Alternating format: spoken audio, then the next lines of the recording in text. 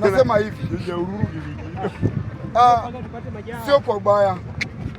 Wacha niongee vitu mbili. Ya kwanza, nataka niongee kwa kitu ya kwanza. Unajua vile naona government wamezoea kusema watu wa kabila ati wanatoka Mount Kenya. Nataka niambie watu leo ili wajue Mount Kenya sio kabila. Mount Kenya sio ati nini panganga vile wanasema. But nasema hivi, hapo Mount Kenya hao watu ni rosafi, ni wangwana, tena watu wazuri sana. Wacha nimalize nikisema hivi, nikipata mjaluo mwingine ana support tuta nitapiga yeye nyundo miguu sawa sawa. Wacha niwaambie hivi, ndio maana anasema hivi.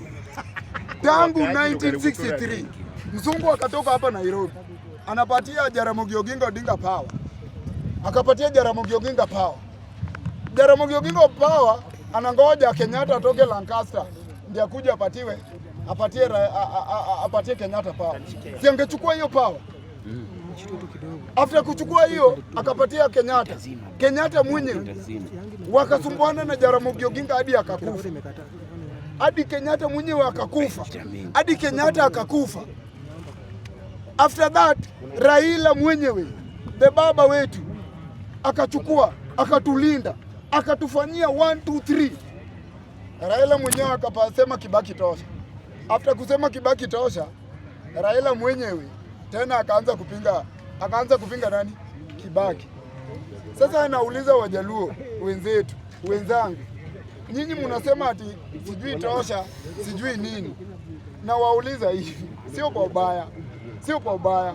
Nasema hivi, kama Raila mwenyewe ndiye alipinga Kibaki, akapinga Uhuru, akapinga Ruto akamuita baadaye, nyinyi mnataka kupeleka kura wapi? Let us focus. Tusipige siasa ya ujinga. Na namaliza nikisema hivi, Ruto home Sugoi si mbali, ni 130.